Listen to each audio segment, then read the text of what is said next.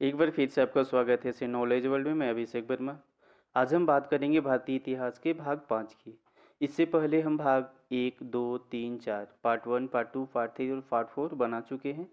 और सारे पार्ट में पार्ट 1, पार्ट 2, पार्ट 3, पार्ट 4 में सारे भाग में टॉप 50 क्वेश्चन का सेट बनाया हुआ है। और ये भाग 5 में भी हम टॉप 50 क्वेश्चन की बात करेंगे। अगर आप इससे पहले पार्ट 1, पार्ट 2, पार्ट 3 और पार्ट 4 नहीं देखे हैं तो पार्ट 5 के डिस्क्रिप्शन बॉक्स में वहाँ पे पार्ट 1, पार्ट 2, पार्ट 3, पार्ट 4 सारे का यहाँ पे डिस्क्रिप्शन में लिंक दिया हुआ है। आप वहाँ से जाके सारे भाग को देख सकते हैं।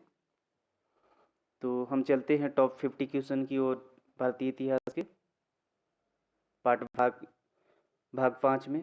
प्रश्न संख्या फर्स्ट। बौद्ध संघ में भिक्षुओं के रूप में स्त्रियों के प्रवेश की अनुमति बौद्ध द्वारा दी गई थी। बौद्ध संघ में भिक्षुओं के रूप में स्त्रियों के प्रवेश की अनुमति बुद्ध द्वारा दी गई थी। वह कहाँ दी गई थी? वह वैशाली में। प्रश्न संख्या 2।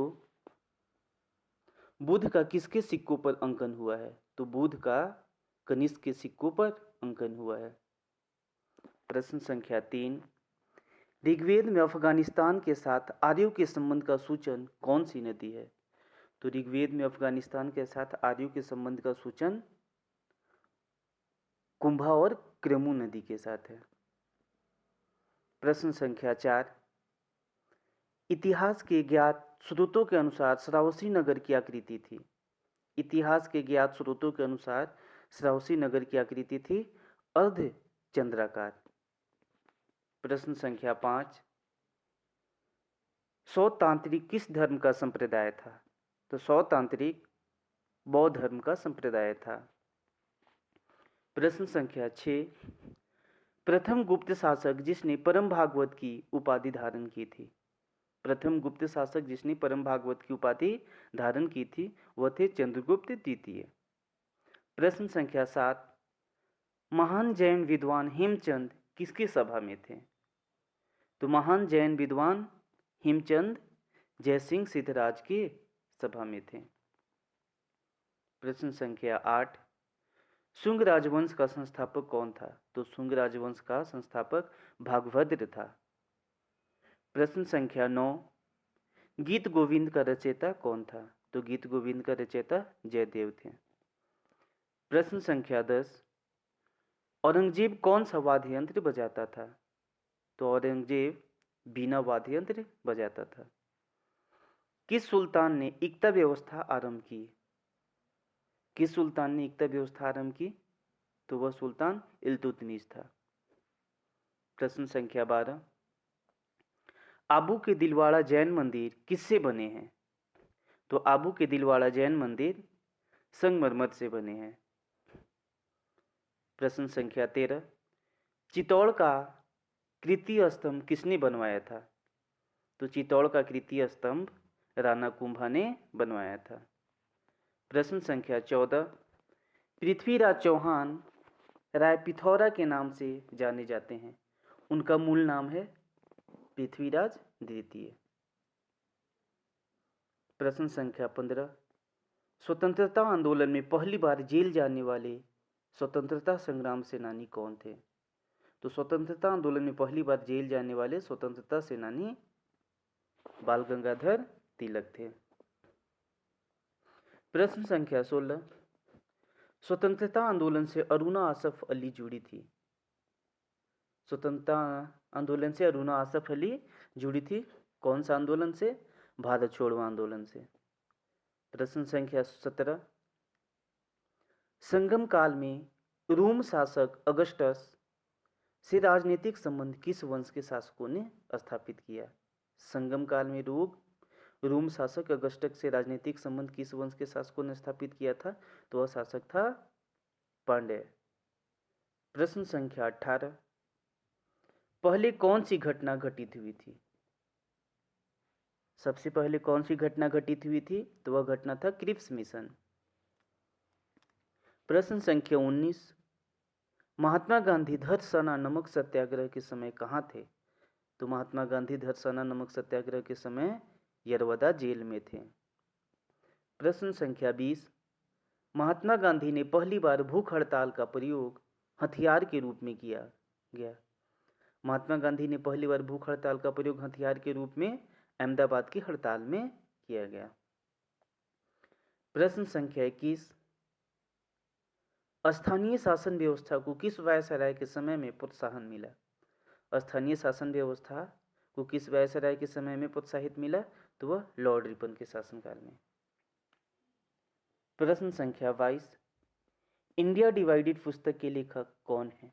तो इंडिया डिवाइडेड पुस्तक के लेखक डॉक्टर राजेंद्र प्रसाद हैं। प्रश्न संख्या 23, अनेकांतवाद किसका सिद्धांत है? अनेकांतवाद किसका सिद्धांत है? यह सिद्धांत है जैन मत का। प्रश्न संख्या 24, 7 गोरखालैंड परिषद कोलकाता के किस जिले हेतु प्रशासन के लिए स्थापित की गई है? 7 गोरखालैंड परिषद कोलकाता के किस जिले हेतु प्रशासन के लिए स्थापित की गई है? तो वह दार्जिलिंग में। प्रश्न संख्या 25, प्रसिद्ध विरूपाक्ष मंदिर कहाँ अवस्थित है? तो प्रसिद्ध विरूपाक्ष मंदिर हम्पी में अवस्थित है। अंग्रेजों ने सूरत में अपनी पहली फैक्ट्री किसकी अनुमति से स्थापित की थी? अंग्रेजों ने सूरत में अपनी पहली फैक्ट्री किसकी अनुमति से स्थापित की थी? तो वह जहांगीर की अनुमति से। प्रश्न संख्या 27, अहमदाबाद टेक्सटाइल लेबर एसोसिएशन की स्थापना की गई। अहमदाबाद टेक्सटाइल लेबर एसोसिएशन की स्थापना की गई। कहाँ पे की गई? किसने किया? वह महात्मा गांधी ने किया। प्रश्न संख्या 28, व्यक्तिगत सत्याग्रह में विनोबा भावे को प्रथम सत्याग्रही चुना गया। सत्याग्रह कब शुरू हुआ? व्यक्तिगत सत्याग्रह में विनोबा भावे को प्रथम सत्याग्रही चुना गया। यह सत्याग्रह कब शुरू हुआ? तो सितंबर 1940 में। प्रश्न संख्या 29, वह स्तूप स्थल जिसका संबंध भगवान बुद्ध के जीवन की किसी घटना से नहीं रहता है।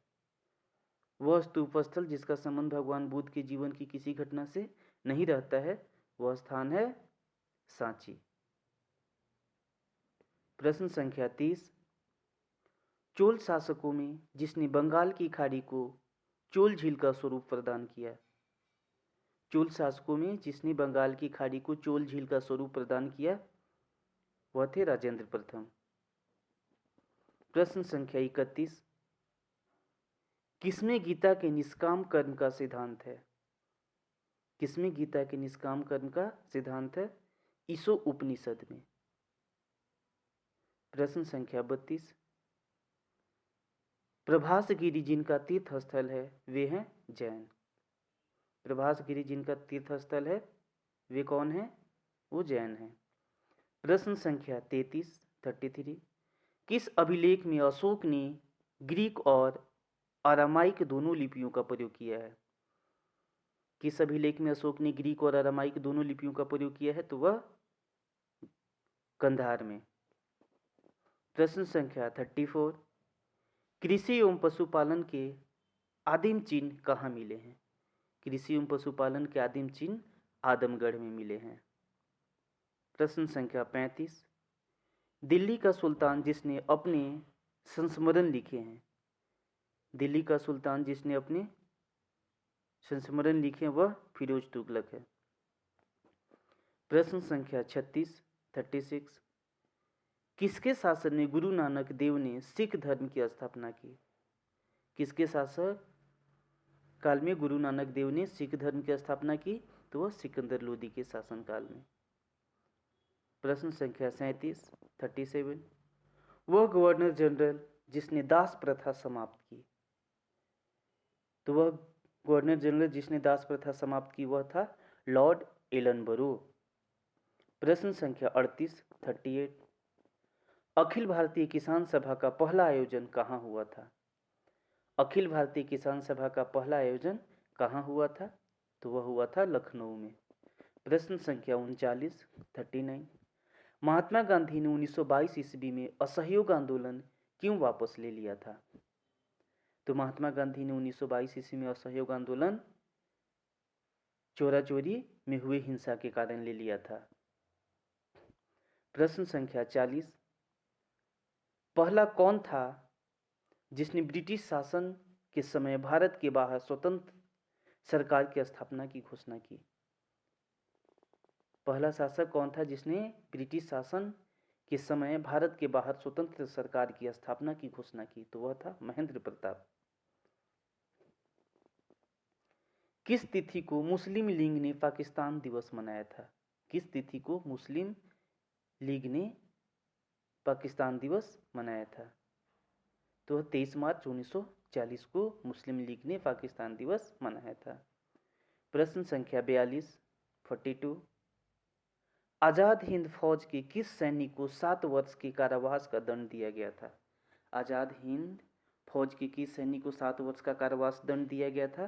तो वह अरुणा असफ अली को दिया गया था। प्रश्न संख्या 43, 43, ईस्ट इंडिया कंपनी के किस अंग्रेज गवर्नर को औरंगजेब द्वारा भारत से निष्कासित किया गया?